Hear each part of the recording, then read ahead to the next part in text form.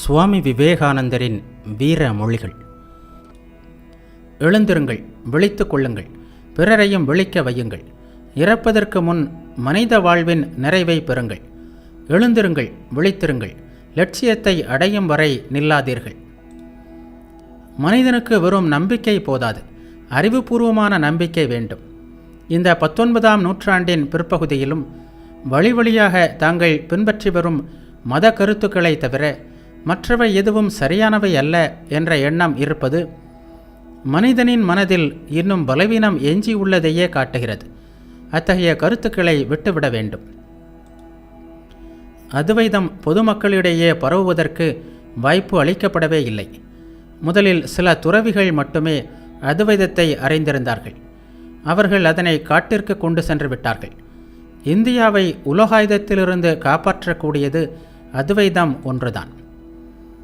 புத்தர் வேதாந்தத்தை வெளியே கொண்டு வந்து மக்களிடையே பரப்பி இந்தியாவை காப்பாற்றினார். அவர் மறைந்து 1000 வருடங்களுக்கு பின் மீண்டும் எல்லாம் பழையபடி ஆயிற்று. பாமர மக்கள் கூட்டமும் பல்வேறு இன மக்களும் எல்லோரும் புத்த மதத்தை தழுவியிருந்தார்கள். மக்களில் பலர் அறிவற்றவர்களாக இருந்தார்கள். புத்தரின் போதனைகளுக்கு காலப்போக்கில் வீழ்ச்சி ஏற்பட்டது. கடவுள், பிரபஞ்ச தலைவராகிய இறைவன் என்ற எதையும் புத்தர் போதிக்கவில்லை. எனவே மக்கள் சிறிது சிறிதாக தங்கள் தெய்வம், பேய், பிசாசுகள் என்று பலவற்றை மறுபடியும் புத்த மதத்தில் புகுத்தி அதை ஒரு குழப்ப குட்டையாக்கி விட்டார்கள். அதன் காரணமாக உலகாயுதம் மீண்டும் தலைவிரித்தாடத் தொடங்கியது. அந்த வேளையில் ஆதிசங்கரர் தோன்றி வேதாந்த தத்துவத்திற்கு மீண்டும் புத்துயிர் ஊட்டினார்.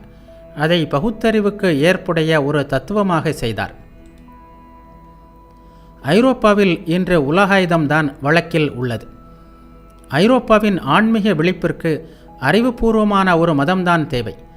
இரண்டற்ற ஒன்றேயான நிர்குண பிரம்ம கருத்தை போதிக்கும் அத்வைதம் ஒன்றுதான் அறிவுபூர்வமாக சிந்திக்கும் மக்களுக்கு திருப்தி அளிக்கக்கூடியதாக இருக்கிறது. தர்மம் மறைந்தது போலாகி அதர்மம் தலை தூக்குவது போல் தோன்றும் போதெல்லாம் அத்வைதம் வருகிறது. அதனால்தான் அது ஐரோப்பாவிலும் அமெரிக்காவிலும் வேர் பிடித்திருக்கிறது. எல்லா பொருட்களும் ஒரே சக்தியின் வெளிப்பாடுகளே என்று விஞ்ஞானிகள் சொல்லும்போது அது உங்களுக்கு உபநிடதங்கள் கூறும் கடவுளை நினைவுபடுத்தவில்லையா? பிரபஞ்சத்திற்குள் நுழையும் ஒரே நெருப்பு பல உருவங்களாக தன்னை வெளிப்படுத்திக் கொள்வதைப் போல பரம்பொருள் ஒவ்வொரு ஆன்மாவின் மூலமாகவும் தன்னை வெளிப்படுத்திக் கொள்வதோடு இன்னும் எல்லையற்ற மடங்கு உயர்ந்த நிலையிலும் இருக்கிறார் என்று உபநிடதங்கள் கூறுகின்றனவே. விஞ்ஞானம் எந்த பக்கம் சாய்ந்து வருகிறது என்று உங்களுக்கு புரியவில்லையா? இந்துக்கள் மன ஆராய்ச்சியின் மூலமும் தத்துவ ஆராய்ச்சியின் மூலமும் நியாயபூர்வமான ஆராய்ச்சியின் மூலமும் முன்னேறினார்கள். ஐரோப்பியர்கள் புற இயற்கையிலிருந்து தொடங்கினார்கள். இப்போது அவர்களும் இந்துக்களின் அதே முடிவுக்குத்தான் வந்து கொண்டிருக்கிறார்கள். கடவுள் பிரபஞ்சத்திற்கு வெளியே